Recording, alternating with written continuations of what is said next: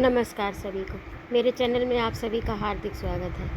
आज मैं उपस्थित हूँ रविन्द्रनाथ टैगोर की लिखी कहानी दृष्टिदान। तो आइए कथानक प्रारंभ करते हैं। सुना है कि आजकल बहुत सी भारतीय लड़कियों को अपनी कोशिश से अपने लिए पति चुनना और संग्रह करना पड़ता है। मैंने भी ऐसा ही किया है, किंतु देवता की मदद से। मैं बचपन से ही बहुत से व्रत, उपवास और शिव की पूजा करती आई हूँ। मैं पूरे 8 बरस की भी न हो पाई थी कि मेरा ब्याह हो गया, किंतु शायद पहले जन्म के पाप के कारण मैं अपने अच्छे पति को पाकर भी पूरा न पा सकी। माता त्रिनयनी ने मेरी दोनों आंखें ले ली। उन्होंने मुझे जीवन के अंतिम क्षण तक पति को देखते रहने का सुख ही नहीं दिया। बचपन से ही मेरी अग्नि परीक्षा शुरू हुई। 14वां साल पूरा भी न हो पाया था कि मैंने मरा हुआ एक बच्चा जना और खुद भी लगभग मौत के पास पहुंच गई। किंतु जीवन में जिसे दुख भोगने हैं वह भला मर कैसे सकती। जो दिया जलने के लिए पैदा हुआ उसमें तेल कम नहीं होता, वह तो रात भर जलकर फिर बुझता है। मरते मरते बस तो गई, किंतु देह की कमजोरी, मानसिक दुख या किसी कारण से हो, मेरी आंखों में दर्द शुरू हो गया। आंखें खराब होने लगी। मेरे पति उन दिनों डॉक्टरी पढ़ रहे थे। नई विद्या सीखने के उत्साह से इलाज करने का कोई मौका हाथ लगते ही वे निहायत खुश हो जाते। मेरी आंखें खराब होने लगी तो उन्होंने खुद ही मेरा इलाज शुरू कर दिया।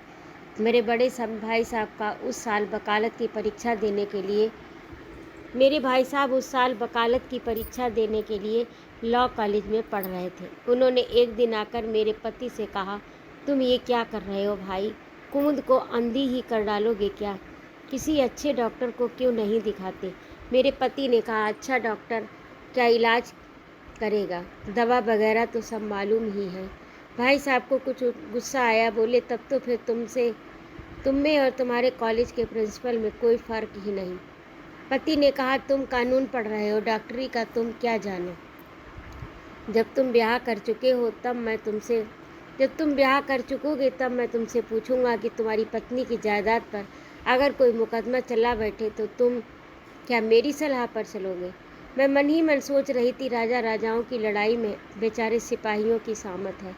मेरे पति के साथ भैया की खटपट हो गई, पर दोनों की ओर से चोट मुझ पर ही पड़ी। मैंने सोचा, मायके वालों ने जब मुझे दान ही कर दिया, तब फिर मेरे बारे में क्या करना चाहिए और क्या नहीं, इन सब बातों में वे क्यों पड़ते हैं? मेरी बीमारी, तंदुरुस्ती, मेरा सुख और दुख सब कुछ मेरे पति का ही तो है। उस दिन मेरे इस मामूली से आँख के इलाज को लेकर भाई साहब के साथ मेरे पति का मनमुटाव सा हो गया। एक तो वैसे ही मेरी आंखों से पानी गिरता था और फिर तो मेरी वह आंसुओं की धारा और भी बढ़ गई। इसका गलत कारण मेरे पति या भाई साहब दोनों में से कोई भी न समझ पाए। मेरे पति कॉलेज चले जाने पर एक दिन शाम को अचानक भाई साहब आ गए डॉक्टर लेकर। डॉक्टर ने परीक्षा करके कहा, सावधानी से इलाज ना हुआ तो इसी तरह बदपरहेजी होती रही तो ताज्जुब नहीं कि आंखों से ही हाथ धोना पड़े। डॉक्टर ने दवा लिख दी। भाई साहब ने उसी वक्त दवा मंगाने के लिए आदमी भेज दिया।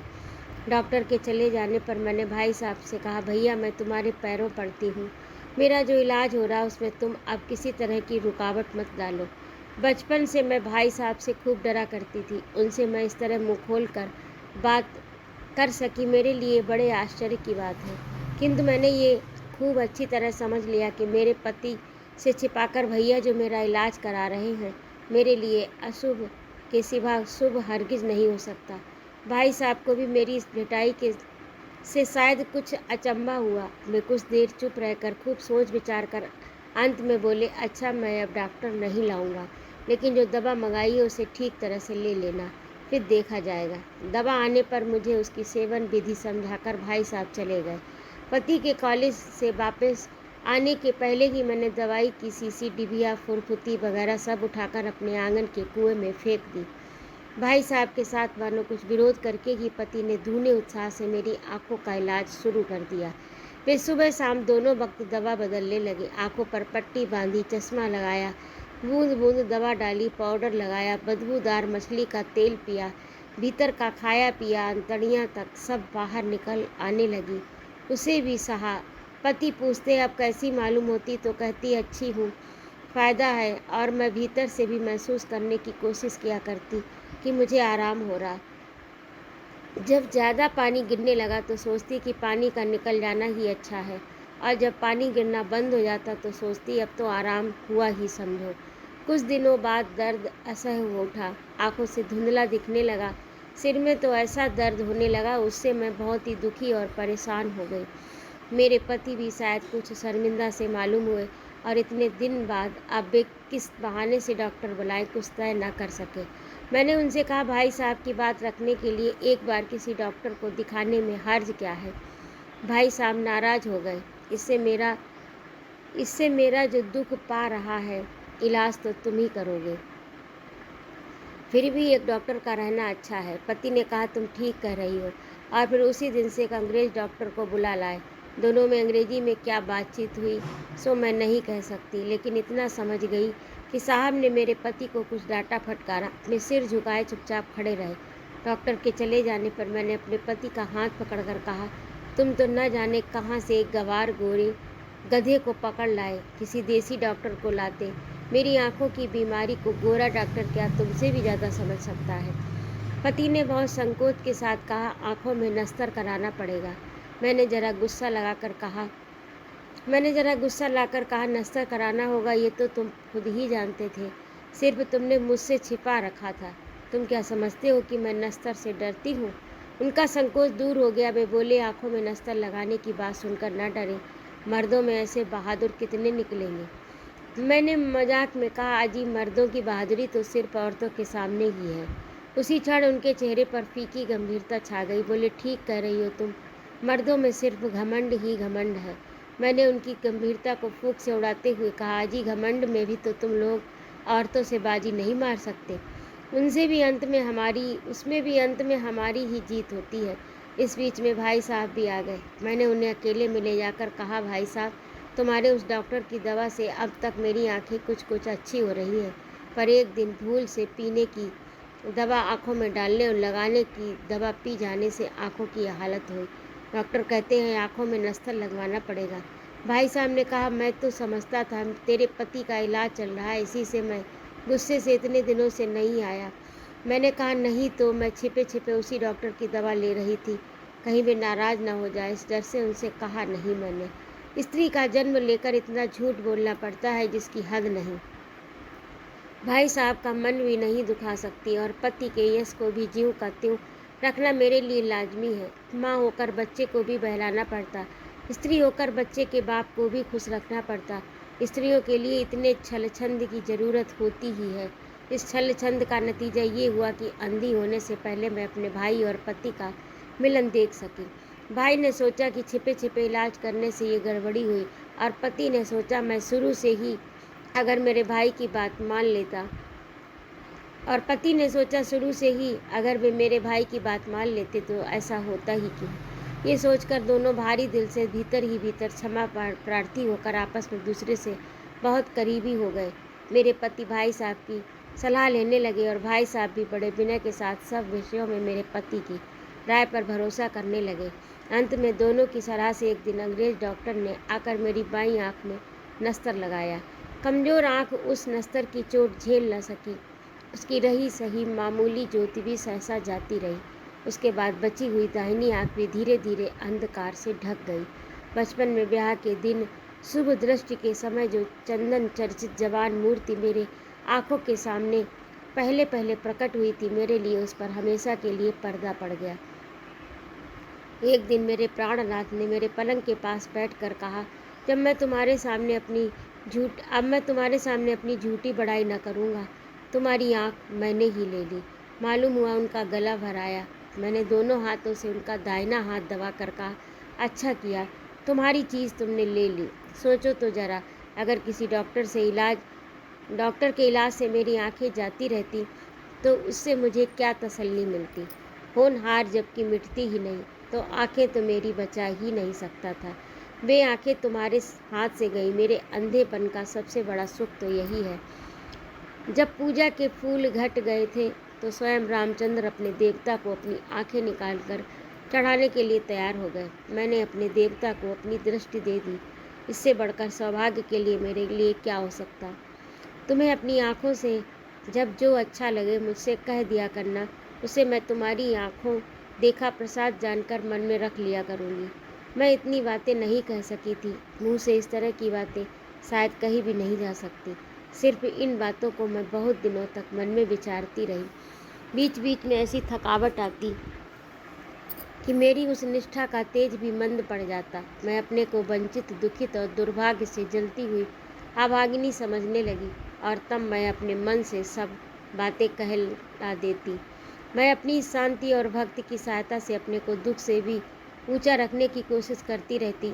उस दिन बातों ही बातों में कुछ कुछ चुप रहकर अपने मन के भाव को शायद मैं उन्हें किसी तरह समझा सकी थी। उन्होंने कहा, कुमुद, अपनी मूर्खता से मैं जो कुछ तुम्हारा नष्ट कर पुकार उसे अब मैं तुम्हें वापस नहीं देता। उन्होंने कहा, कुमुद, अपनी मूर्खता से जो कुछ तुम्हारा नष्ट कर चुका उसे अब मैं तुम्हें वापस नहीं दे सकता, किंतु जहाँ तक मेरा बस चलेगा तुम्हारी आँखों की कमी दूर करने के लिए मैं हमेशा तुम्हारे साथ रहूँगा। मैंने कहा, ये कोई काम की बात नहीं हुई। तुम अपनी घर गृहस्थी को अंधों का अस्पताल बना रखोगे, ये मैं हरगिज न होने दूंगी। तुम्हें दूसरा ब्याह करना ही होगा। किसी लिए दूसरा ब्याह करना जरूरी है, इस बात को विस्तार से कहने के पहले ही मेरा गला रुक गया। जरा खास कर कहा, कुछ संभाल में कुछ कहना ही चाहती थी। इतने में मेरे पति ठंडी सांस छोड़ने के साथ बोल उठे, मैं मूर्ख हूँ किंतु दम्भी नहीं कुमु। मैंने अपने हाथों से अंधा बनाया तुम्हें। उस पर सिर्फ अंधी होने की वजह से तुम्हें छोड़कर अगर मैं दूसरा ब्याह करूँ तो अपने इष्ट देव गोपीनाथ की सौगंध खाकर कहता हूँ, मैं ब्रह्म हत्या और पितृ हत्या के पाप का पातकी हूँ। इतनी बड़ी सौगंध उन्हें मैं हरगिज न खाने देती, उन्हें मैं बीच में ही रोक देती, किंतु मेरे आंसू उस समय छाती फाड़कर, कंठ दबाकर आंखों में आकर झरना चाहते थे। मैं उन्हें रोकने में ही लगी थी, मुँह से कुछ निकाल ही न सकी। उन्होंने जो कुछ कहा उसे मैं परम आनंद के और परम सुख के बहाव से तकिए में मुँह छिपाकर रोने लगी। मैं अंधी हूँ फिर भी वे मुझे नहीं छोड़ेंगे, दुख की तरह मुझे अपने हृदय में छिपाकर रखेंगे। इतना सुहाग, इतना सौभाग्य मैं नहीं चाहती। पर मन जो सुनकर स्वार्थी ठहरा।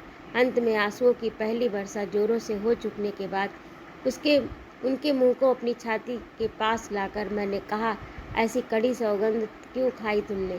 हाय हाय, मैंने क्यों तुम्हें अपने सुख के लिए ब्याह करने को कहा? सौत से मैं अपना मतलब साधती। आंखों की कमी से तुम्हारा जो काम मुझसे न होता वह मैं काम मुझसे करा लेना चाहती थी। उन्होंने कहा, काम तो दासी भी कर देती है। जो काम मुझसे न होता वह काम मैं उससे करा लेना चाहती थी। कुमु, मैं काम के सुभीते के लिए एक दासी के साथ ब्याह करके उसे अपनी इस देवी के साथ एक आसन पर बिठा सकता हूँ। ये कहते हुए उन्होंने मेरा मुंह उठाकर मेरे माथे पर एक चुंबन रख दिया। उस चुंबन ने मानो मेरा तीसरा नेत्र खोल दिया, मानो उसी क्षण मेरा देवी के रूप में अभिषेक हो गया। मैंने मन ही मन कहा, यही इच्छा है। जब अंधी ही हो चुकी हूँ तो बाहर की इस घर गृहस्थी की गृहिणी ही क्यों बनी रहूं? अब तो मैं उससे भी ऊपर होकर, देवी होकर पति का मंगल करूंगी।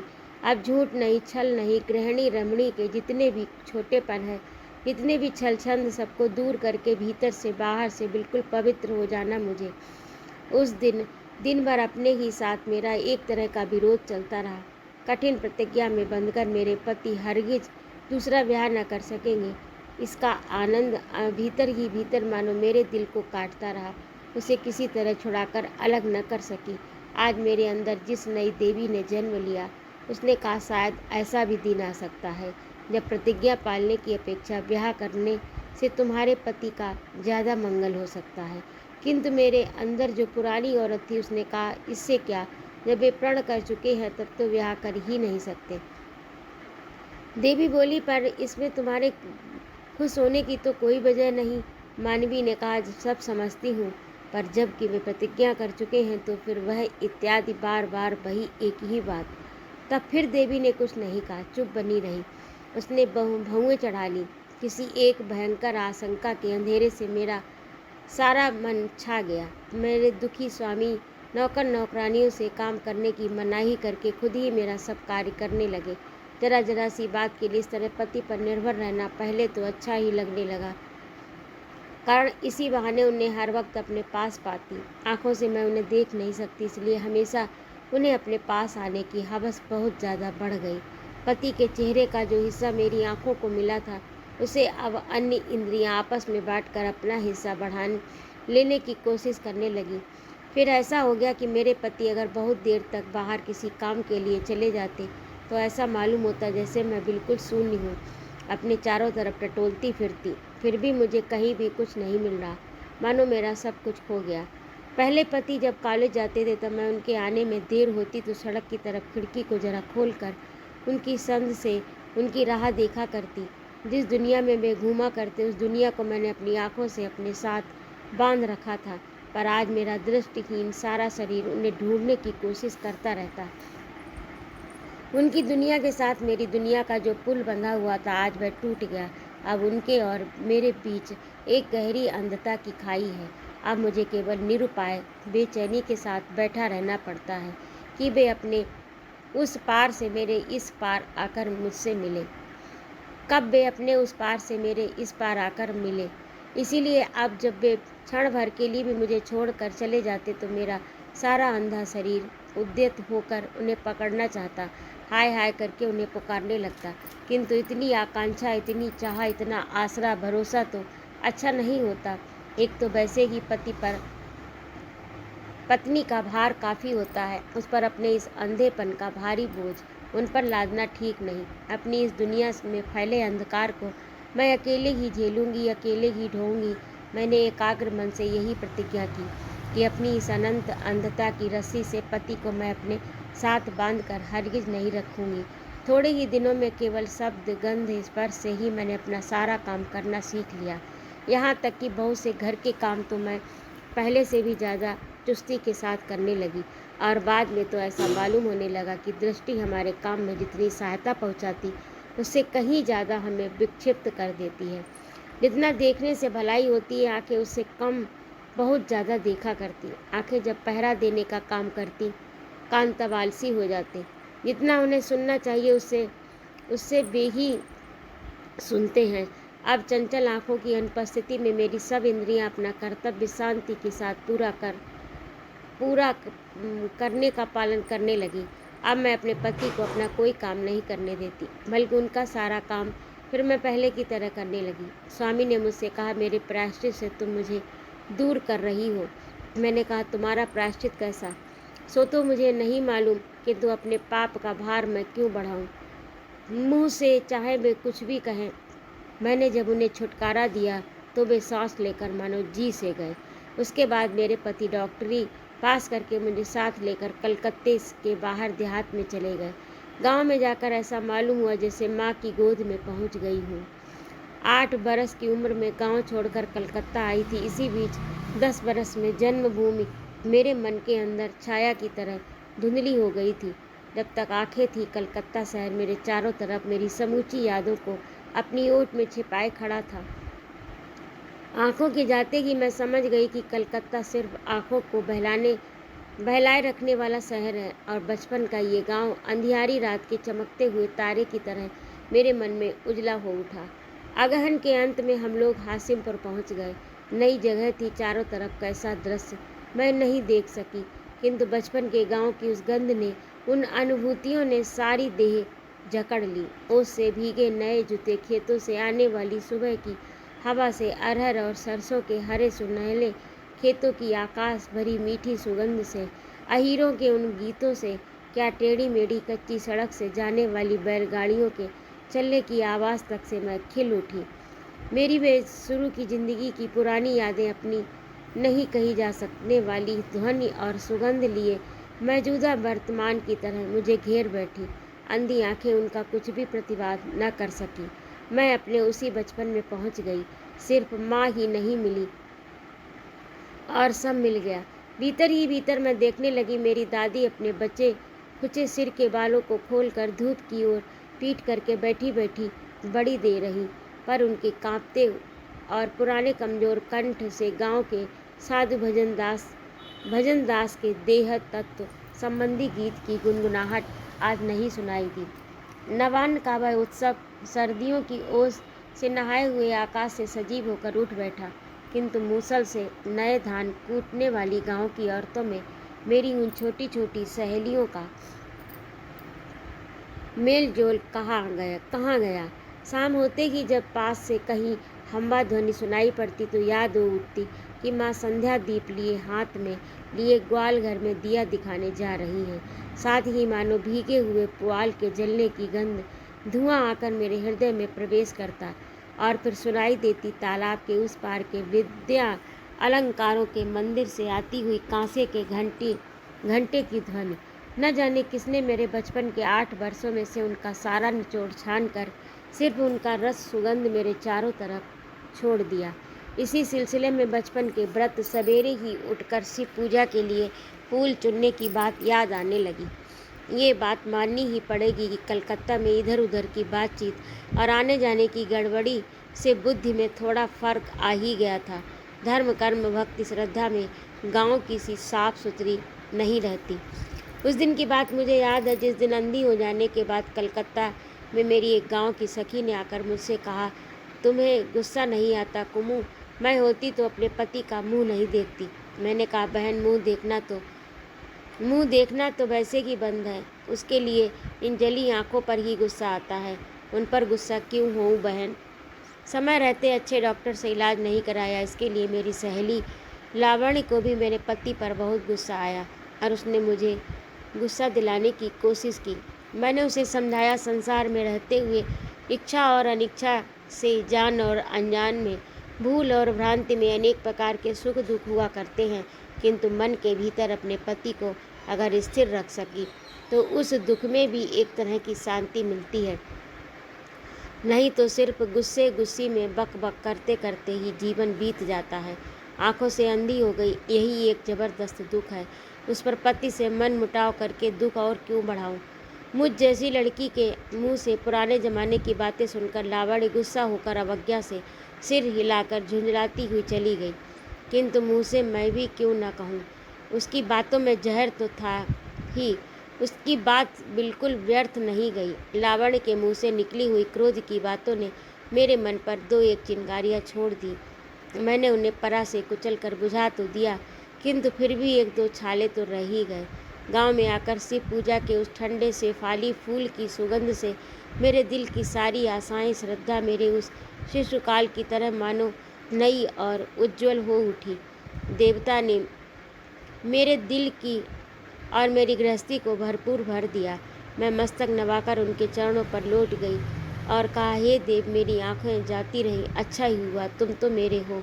किंतु हाय, गलत कहा था मैंने।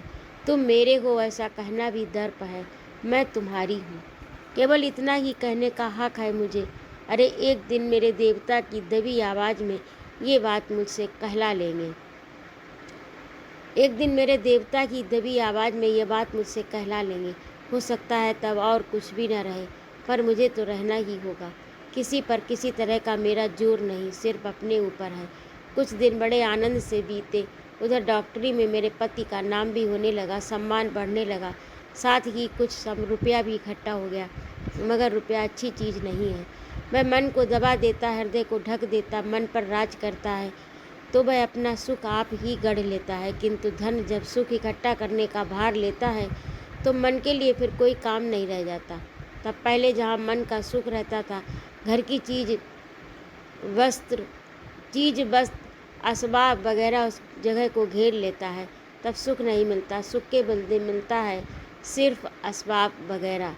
मैं किसी खास बात या खास घटना का वर्णन नहीं कर सकती, किंतु अंधों में महसूस करने की शक्ति कुछ ज़्यादा होने से या किसी कारण से इतना मुझे महसूस होने लगा कि आर्थिक उन्नति के साथ साथ मेरे पति में परिवर्तन होने लगा। यौवन के शुरू में तरह तरह के धर्म अधर्म के विषय में जो एक वेदना का एहसास था, उसमें मानो दिनों दिन जड़ता आने लगी। मुझे याद है वे किसी समय कहा करते थे, केवल रोजी के लिए डॉक्टरी सीख रहा हूँ। हो सो बात नहीं, इससे गरीबों का भला भी किया जा सकता। डॉक्टर गरीब मरीजों के दरवाजे पर जाकर पेश की फीस बिना लिए नाड़ी नहीं देखना चाहते, जिनका जिक्र करते हुए मारे नफरत के उनकी जबान रुक जाती थी। मैं समझ रही हूँ अब वे दिन नहीं रहे। अपने इकलौते लड़के की जान बचाने के लिए गरीब स्त्री ने उनके पैर पकड़ लिए। वे गिड़गिड़ाकर रोने लगी किंतु उन्होंने उसकी उपेक्षा की। अंत में मैंने अपने सर की कसम देकर उन्हें भेजा। उन्होंने तबीयत से उसका इलाज नहीं किया। जब हम लोगों के पास रुपया कम था तब अन्याय से पैदा किए गए धन को वे किस दृष्टि से देखते थे मैं जानती हूँ, मगर अब कि आज बैंक में बहुत रुपए जमा हैं। अब एक दिन की बात, एक धनी आदमी का गुमास्ता आकर एकांत में उनसे 2-3 तक बहुत सी बातें कर गया। एक धनी आदमी का गुमास्ता आकर एकांत में उनसे 2 दिन तक बहुत सी बातें कर गया। क्या बातचीत हुई मुझे नहीं मालूम, किंतु उसके बाद जब वे मेरे पास आए बेहद खुशी के साथ और बहुत से विषयों में बहुत सी बातें करने लगे, मुझे अपने भीतर की स्पर्श शक्ति से मालूम हुआ वे अपने ऊपर कालिख पोत कर आए हैं। अंधी होने से पहले जिन्हें मैंने अंतिम बार देखा था, आज मेरे वे दिल के देवता कहाँ हैं, जिन्होंने मेरी दृष्टिहीन दोनों आँखों के बीच चुंबन करके मुझे एक दिन देवी के पद पर अभिषिक्त किया। मैं उनका क्या कर सकी। एक ही दिन की रिपु की आंधी से जिनका अचानक पतन होता है और एक ही दिन के हृदयावेग से वे फिर चढ़ सकते हैं, किंतु यह जो दिन पर दिन क्षण क्षण में भीतर से कठोर होते जाना, बाहरी बातों में बढ़ते हुए हृदय मन को तिल तिल करके दबाते जाना, इसका प्रतिकार सोचती हूँ तो कोई राह ही ढूंढे नहीं मिलती। पति के साथ मेरा जो आँखों से देखने का अलगाव हुआ वह कुछ भी नहीं, किंतु प्राणों के भीतर जब मैं और भी ज़्यादा हाँफने लगती हूँ तब मैं समझती हूँ जहाँ मैं हूँ वहाँ से नहीं। मैं अंधी हूँ, संसार के अंधेरे हृदय प्रदेश में अपनी उस पहली उम्र के नए प्रेम परिपूर्ण भक्ति अखंड विश्वास को लिए बैठी हूँ। अपने देव मंदिर में जीवन के प्रारंभ में अपने बचपन के उन नन्हे नन्हे हाथों से मैंने जो हर श्रृंगार के फूलों की भेंट चढ़ाई, अभी तो उसकी ओस भी न सूख पाई होगी। मेरे नाथ छाया से शीतल इस चिर नवीनता के देश को छोड़कर रुपए कमाने के पीछे इस संसार के रेगिस्तान में न जाने कहाँ अदृश्य होते चले जा रहे हैं। जिन पर मेरा विश्वास है, मैं जिन्हें धर्म कहती हूँ, जिन्हें मैं सारी सुख संपत्ति से बढ़कर समझती हूँ, वे बहुत दूर से मेरी ओर हंसते हुए देख भर रहे हैं। पर कोई दिन ऐसा भी था जब ये अलगाव नहीं था। बचपन में हम दोनों ने एक ही रास्ते की यात्रा की। उसके बाद कब से मार्ग भेद होना आरंभ हुआ, उसे ना तो वे समझ सके और ना ही मुझे मालूम हुआ। अंत में आज जब मैं उन्हें पुकार रही हूँ तो कोई जवाब ही नहीं मिलता। कभी कभी मैं सोचती हूँ शायद अंधी होने की वजह से मामूली सी बात को मैं बढ़ा चढ़ा कर देखती हूँ। आंखें होती तो शायद मैं संसार को ठीक संसार की तरह ही देख सकती और पहचान सकती। मेरे पति ने एक दिन मुझे यही बात समझाई थी। उस दिन सवेरे एक बूढ़ा किसान अपनी पोती को हैजे से बचा लेने की उम्मीद से उन्हें बुलाने आया। मेरे कानों में भनक पड़ी। वह कह रहा था, बेटा मैं बहुत गरीब हूँ, परमात्मा तुम्हारा भला करे। मेरे दिल के देवता ने कहा, परमात्मा जो करेंगे सिर्फ उतने से ही हमारा काम नहीं चलेगा, पहले तुम क्या करोगे सो बताओ। सुनते ही मैं सोचने लगी, भगवान ने मेरी आंखें ले ली, साथ ही कान क्यों नहीं ले लिए। बूढ़े ने एक गहरी सांस ली, हाय भगवान कहकर चल दिया। मैंने उसी वक्त महरी से कहकर उसे पीछे के दरवाजे से बुलवा लिया। उससे मैंने कहा, ये रुपयों से तुम अपनी पोती का इलाज करवाना। मेरे पति का भला चाहते हुए तुम इस मोहल्ले से हरीश डॉक्टर को लेते जाओ। किंतु दिन भर मुझे कुछ अच्छा नहीं लगा, मुँह में रुचा ही नहीं। तीसरे पैर सोते से उठकर उन्होंने पूछा, तुम आज उदास क्यों दिख रही हो। पहले की आदत सा उत्तर जबान पर आ रहा था, नहीं तो कुछ नहीं, पर छलछंद का ज़माना मेरा बीत चुका था। मैंने साफ साफ कहा, कितने ही दिनों से तुमसे कहना चाहती हूँ, पर कहते कहते क्या कहना है सो भूल जाती हूँ, मालूम नहीं अपने मन की बात मैं ठीक तौर से समझा सकूँगी या नहीं, लेकिन तुम चाहो तो ज़रूर अपने मन से समझ सकते हो। हम दोनों ने जिस तरह एक होकर जीवन आरंभ किया था, आज वह कुछ और ही तरह का हो गया। उन्होंने हंसकर कहा, परिवर्तन तो संसार का नियम है।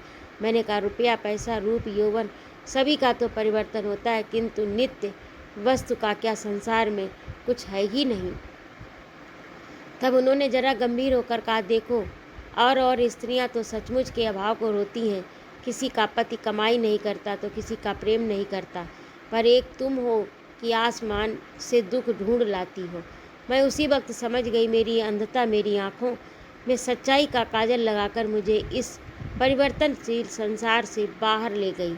मैं अन्य स्त्रियों की तरह नहीं हूँ। मुझे मुझे मेरे पति समझेंगे नहीं। इतने में देश में एक फुफुआ सास इतने में देश से एक फुफुआ सास चली आई अपने भतीजे की खबर सुध लेने। हम दोनों ने उन्हें प्रणाम किया। आशीर्वाद देने के पहले भी बोल उठी, बहू तुम तो अपनी तकदीर से अंधी हो गई। अब हमारा अविनाश अंधी स्त्री को लेकर कैसे घर गृहस्थी चलाए बताओ। उसका दूसरा ब्याह करा दो ना। इस पर मेरे पति अगर हंसी हंसी में कह देते, ठीक है, ठीक तो है बुआ जी, तुम ही लोग देखभाल कर कोई संबंध ठीक करा दो, तो सब झगड़ा ही तय हो जाता। किंतु उन्होंने संकोच के साथ कहा, तुम तो बुआ जी ऐसी बातें किया करती हो जिसका सिर न पैर। बुआ जी ने कहा, क्या बेजा कह रही हूँ मैं? अच्छा बहू तुम ही बताओ, उसमें बेजा क्या कहा मैंने हंसते हुए कहा, बुआ जी खूब अच्छे आदमी से तुम सलाह लेने बैठी हो, जिसकी गांठ काटी जाएगी उसी से राय पूछी जाती है कहीं। बुआ जी बोले, हाँ बात तो ठीक है, तो फिर हम दोनों अकेले में सलाह करेंगे, क्यों रे अविनाश?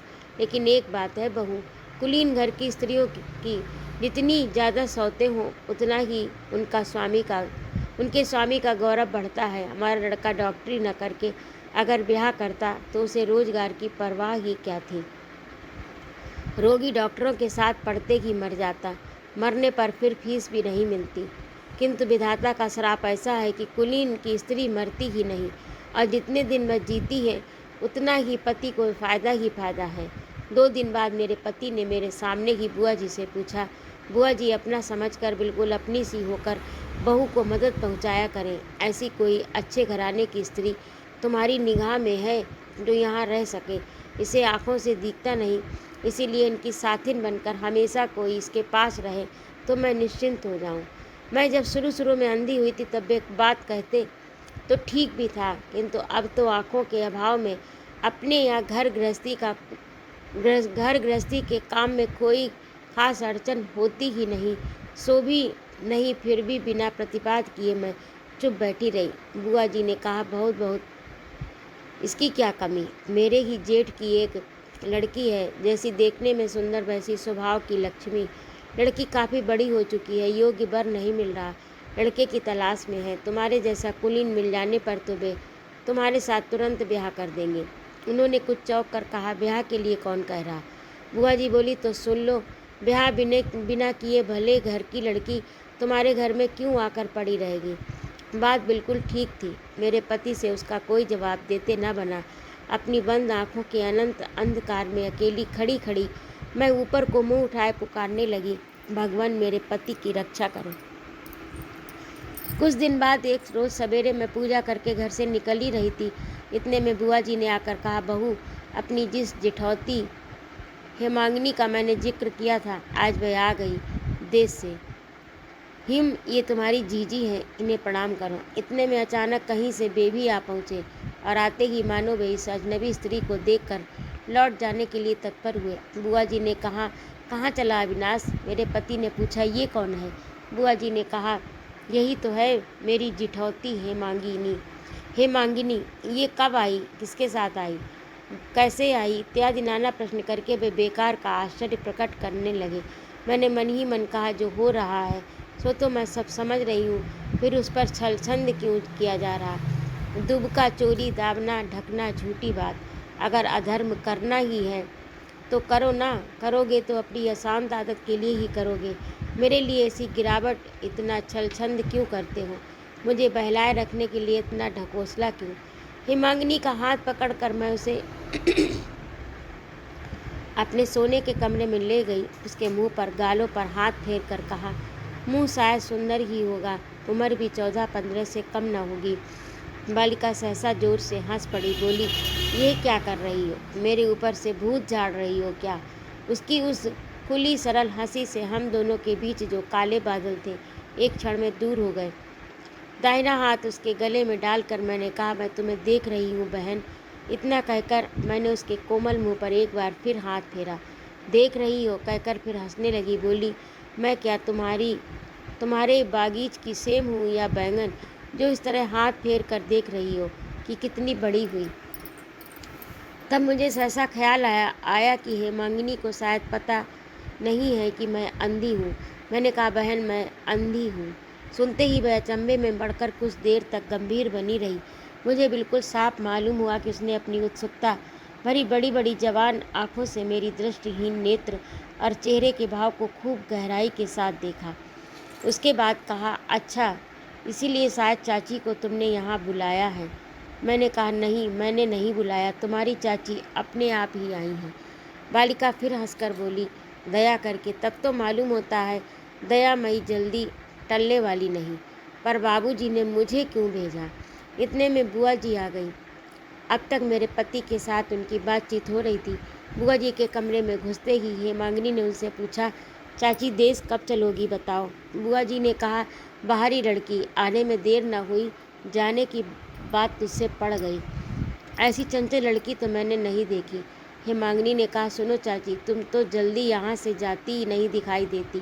खैर, तुम्हारा तो ये घर ही ठहरा, जितने दिन चाहो रहो तुम, पर मैं तो जाऊँगी, अब पहले से ही कह देती हूँ तुमसे। इतना कहकर चट से उसने मेरा हाथ पकड़कर कहा, क्यों बहन, ठीक है ना? तुम लोग तो मेरे ठीक अपने नहीं हो। इसके इस सरल प्रश्न का उत्तर न देकर मैंने उसे अपनी छाती के पास खींच लिया। मैंने देखा, बुआ जी, वैसे चाहे कितनी ही ज़बरदस्त क्यों ना हो, पर इस लड़की को संभालना उनके बूते से बाहर है। बुआ जी ने ऊपर से ज़रा भी गुस्सा न दिखाकर हेमांगिनी को लाड़ करने की कोशिश की, पर उसने उन्हें अपने ऊपर से झाड़ कर फेंक दिया। बुआ जी ने इन सब बातों को लाडली लड़की का लाड़ समझकर हंसकर उड़ा देना चाहा, पर वे चली जा रही थी। इतने में फिर जाने क्या सोच कर लौट आई और हेमांगिनी से कहने लगी, हिमू, चल, तेरे नहाने का वक्त हो गया। हेम ने मेरे पास आकर कहा, हम दोनों जनी घाट पर जाकर नहाएंगी। क्यों बहन?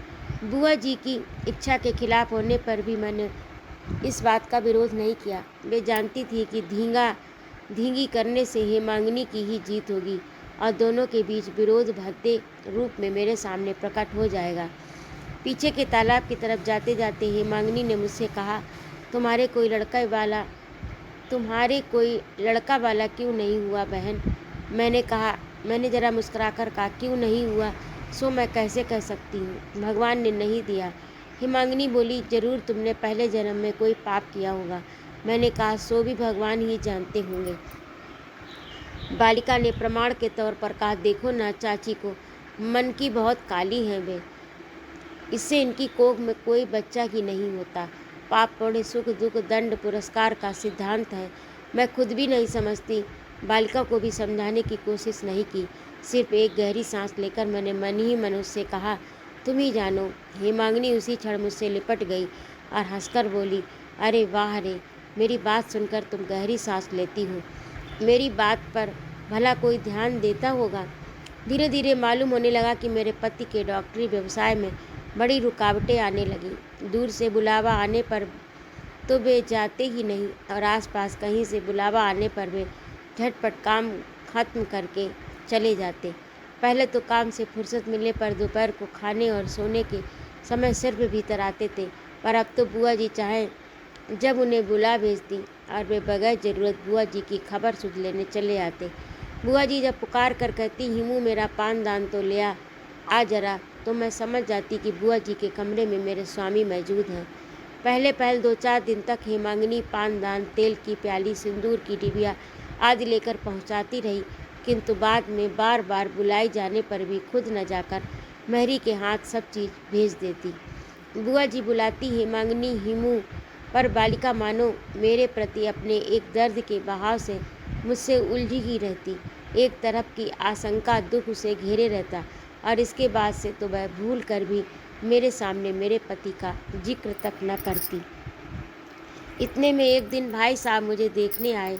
मैं समझती थी कि भैया की दृष्टि तेज है, यहाँ क्या हो रहा उनसे छिपाना लगभग असंभव है, क्योंकि वे बड़े कठोर विचारक हैं। वे अन्याय पर रत्ती भर भी रहम करना नहीं जानते।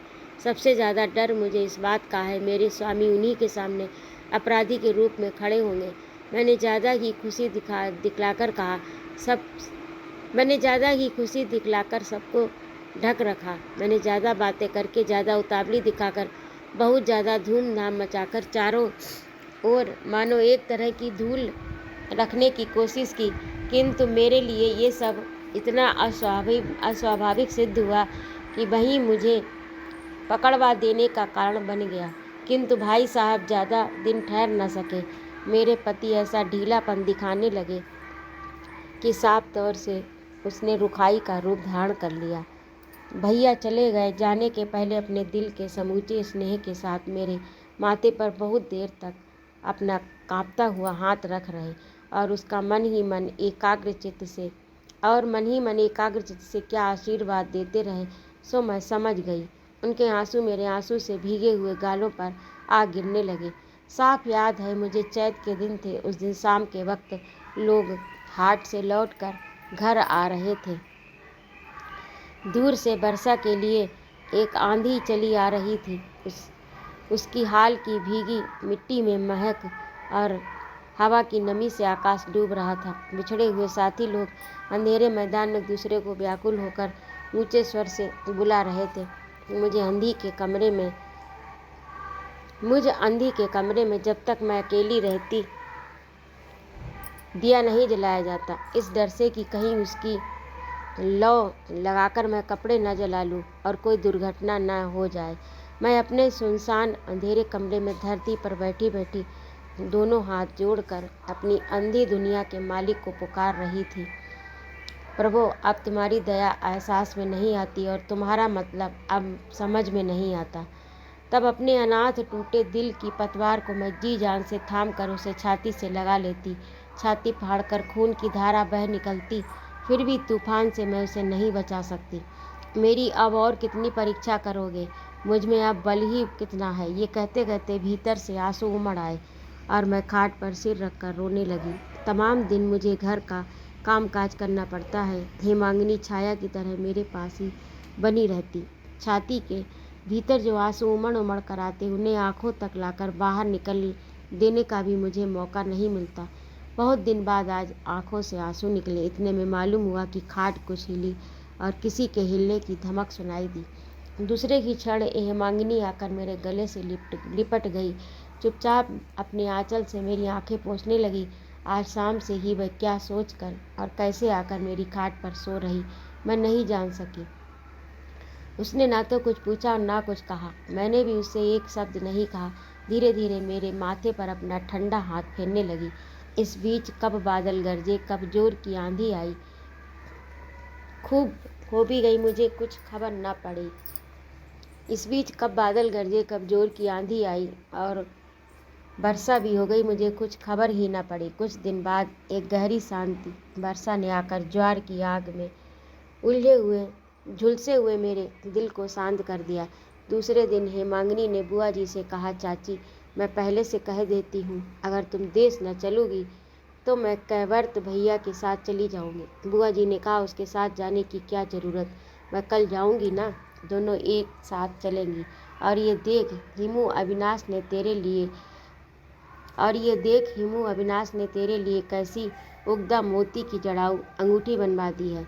इतना कहकर बड़े गर्व के साथ बुआ जी ने अंगूठी हेमांगिनी के हाथ में दी। हेमांगिनी ने कहा, ये देख चाची, मैं कैसा अच्छा निशाना लगा सकती हूँ, और अंगूठी खिड़की में से पीछे के तालाब में फेंक दी। क्रोध से, दुख से, आश्चर्य से बुआ जी के रोंगटे खड़े हो गए। उन्होंने बार बार खुशामद के साथ मुझसे कहा, बहू अविनाश से इसका जिक्र मत करना, नहीं तो बेचारा बड़ा दुखी होगा। तुम्हें मेरे सिर की कसम, बहू कहना मत। मैंने कहा, ज़्यादा कहने की ज़रूरत नहीं बुआ जी, मैं कोई भी बात नहीं कहूँगी। दूसरे दिन देश रवाना होने से पहले हेमांगिनी ने मुझसे लिपट कर कहा, जीजी मुझे भूलना मत, याद रखना।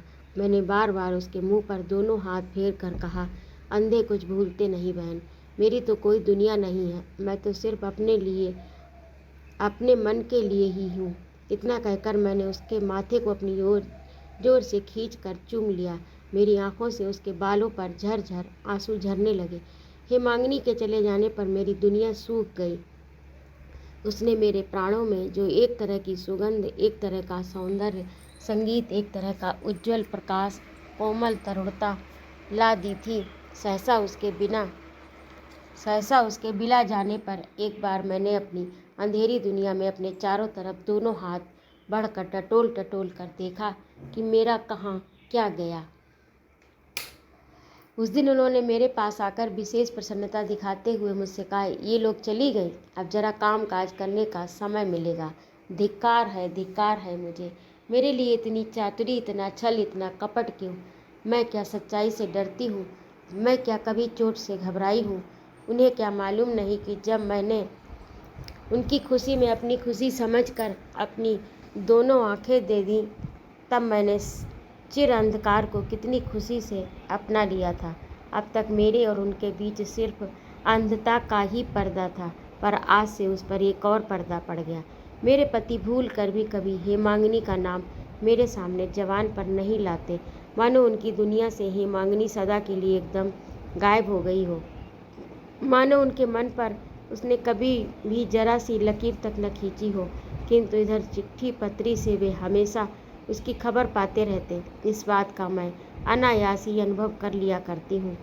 जैसे तालाब में बरसात का पानी जिस रोज़ जरा भी ज़्यादा आ जाता, उसी वक्त कमल के डंठल में खिंचाव पड़ता है, उसी तरह उनके भीतर जिस दिन जरा भी बाढ़ आती, जरा भी उफान आता, उसी दिन अपने दिल की जड़ में मुझे उसका पता लग जाता। खिंचाव ऐसी ही चीज़ है, कब उन्हें हेमांगिनी की खबर मिलती और कब नहीं, मुझसे कुछ छिपा नहीं रहता, किंतु मैं उन्हें उसकी याद नहीं दिला सकती। मेरे अंधेर दिल के आकाश में वह जो एक उन्मत्त, उद्दाम, उजला, सुंदर तारा जरा देर के लिए उगा था, उसकी जरा खबर पाने और थोड़ी बहुत चर्चा करने के लिए मेरा जी प्यासा सा बना रहता, किंतु फिर भी अपने पति के सामने क्षण भर के लिए उसका नाम लेने का मुझे अधिकार न था। और इस तरह हम दोनों के बीच वाक्य और वेदना से भरा एक ऐसा सन्नाटा जमा बैठा था, जिसकी याद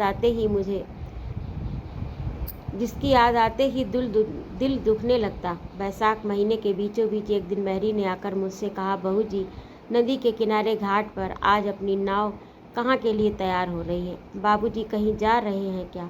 मैं खुद समझ रही थी कुछ तैयारियां सी हो रही हैं। अब मेरे भाग्य के आकाश में आंधी के पहले का सा सन्नाटा और उसके बाद प्रलय के छितराए हुए बादल आकर जम रहे हैं, और ये भी अनुभव कर रही हूँ कि स्वयं संहार करने वाले शंकर सूनी उंगली के इशारे से अपनी सारी प्रलय शक्ति को मेरे सिर पर इकट्ठा कर रहे हैं। मैरी से मैंने कहा मुझे तो कोई खबर नहीं मिली। मैरी ने फिर कुछ पूछने की हिम्मत नहीं की, एक गहरी सांस लेकर चली गई। बहुत रात बीते पति ने आकर मुझसे कहा, दूर से मेरा बुलावा आया है, सो कल सवेरे मुझे रवाना होना पड़ेगा। लौटने में 2-3 दिन की देरी होगी। मैं तुरंत बिस्तर से उठकर खड़ी हो गई। बोली, क्यों तुम मुझसे झूठ बोल रहे हो? पति ने कांपते हुए स्वर से कहा, झूठ? मैंने क्या कहा? मैंने कहा तुम ब्याह करने जा रहे हो। वे चुप रह गए। मैं ज्यों की त्यों स्थिर खड़ी रही। बहुत देर तक घर में बिल्कुल सन्नाटा सा रहा। अंत में मैंने उससे कहा, कुछ तो जवाब दो, कहो कि हाँ मैं ब्याह करने जा रहा हूँ। उन्होंने प्रतिध्वनि की भांति उत्तर दिया, हाँ मैं ब्याह करने जा रहा हूँ। मैंने कहा, नहीं, तुम नहीं जा सकते। मैं तुम्हें इस महासंकट से, इस महापाप से बचाऊंगी ही। इतना भी अगर न कर सकी तो मैं तुम्हारी पत्नी किस बात की? इसीलिए मैंने इतनी शिव पूजा की थी क्या? बहुत देर तक सन्नाटा रहा। मैंने ज़मीन पर पड़कर उनके पैरों से लिपट कर कहा, मैंने तुम्हारा क्या बिगाड़ा? कौन सा अपराध किया मैंने तुम्हारा, जो आज तुम्हें उस दूसरी पत्नी की ज़रूरत पड़ गई? तुम्हें मेरे सर की कसम, सच सच बताओ। तब मेरे स्वामी ने धीरे धीरे कहा, सच ही कह रहा हूँ।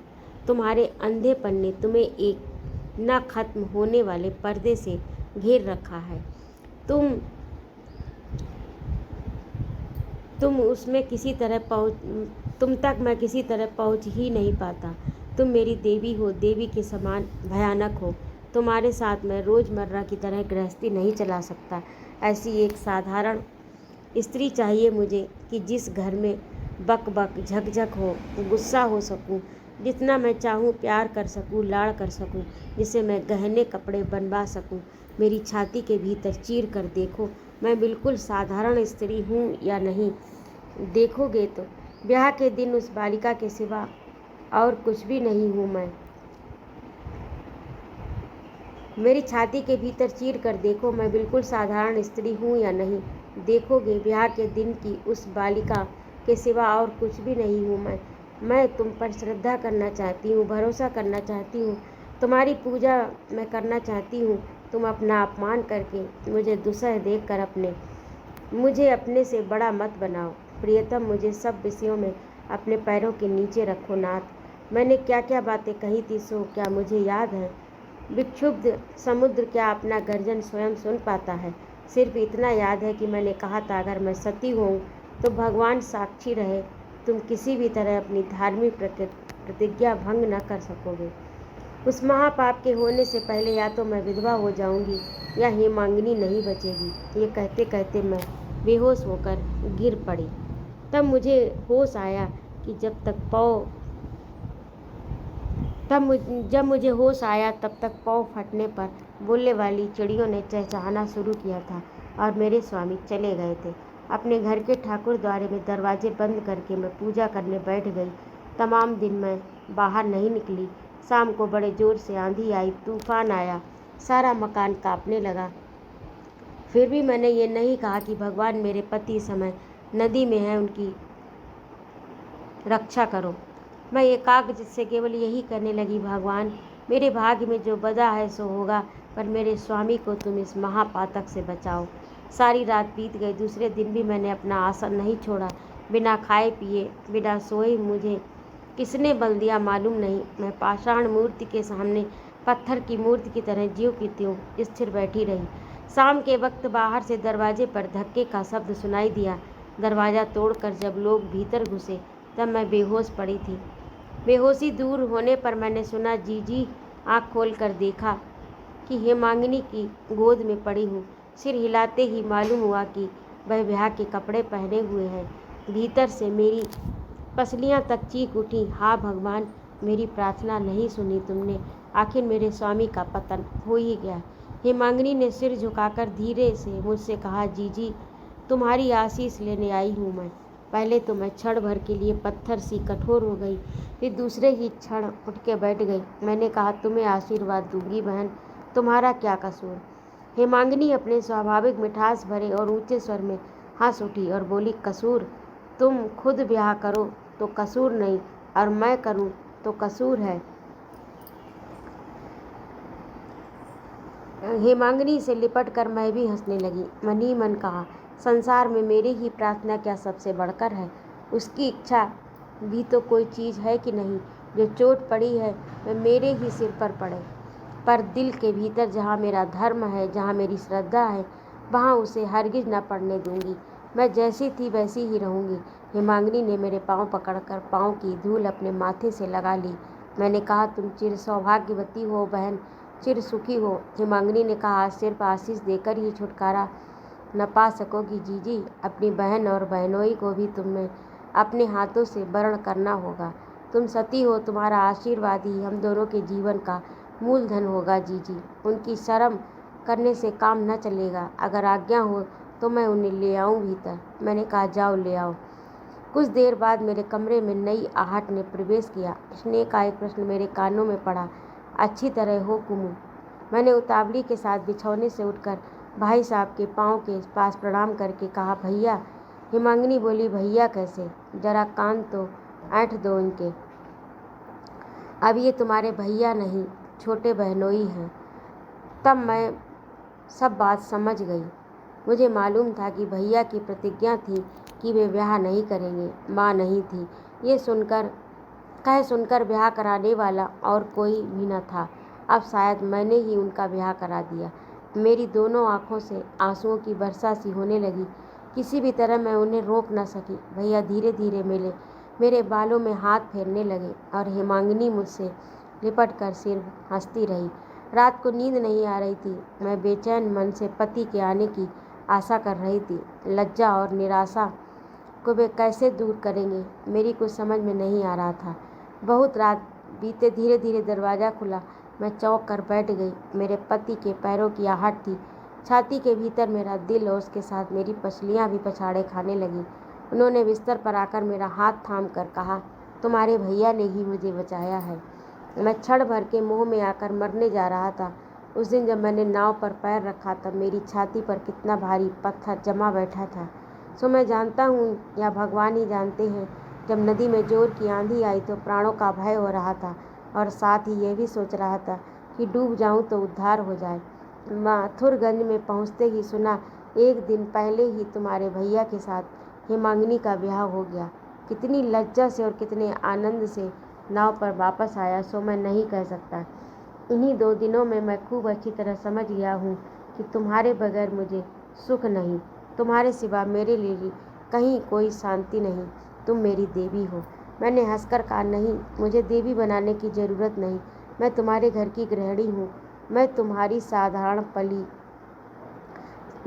साधारण पत्नी मात्र हूँ और कुछ भी नहीं। स्वामी ने कहा, मेरी भी एक बात तुम्हें रखनी होगी। मुझे अब देवता कहकर कभी भी किसी दिन शर्मिंदा मत करना। मैं भी तुम्हारा साधारण पति हूँ, तुम्हारा प्रेमी हूँ और कुछ भी नहीं। दूसरे दिन उल्लू ध्वनि और शंख ध्वनि से सारा मोहल्ला गूंज उठा। हेमांगिनी उठते बैठते, नहाते खाते, सोते जागते, शाम सवेरे हर वक्त मेरे पति का मजाक उड़ाने लगी। वे बेचारे तंग आ गए, परेशान हो गए, किंतु वे कहाँ गए, क्या क्या हुआ, मुझसे किसी ने भी उसका कोई जिक्र तक नहीं किया। तो अभी आप सुन रहे थे रविन्द्रनाथ टैगोर की लिखी कहानी दृष्टिदान। आपको कैसी लगी कमेंट करके अवश्य बताइएगा। और यदि आपको मेरा कहानी सुनाना अच्छा लगा हो तो कृपया मेरे चैनल को सब्सक्राइब अवश्य करें, लाइक और कमेंट करें तथा अपने मित्रों में शेयर भी करें। सुनने के लिए बहुत बहुत धन्यवाद। जय माँ भारती।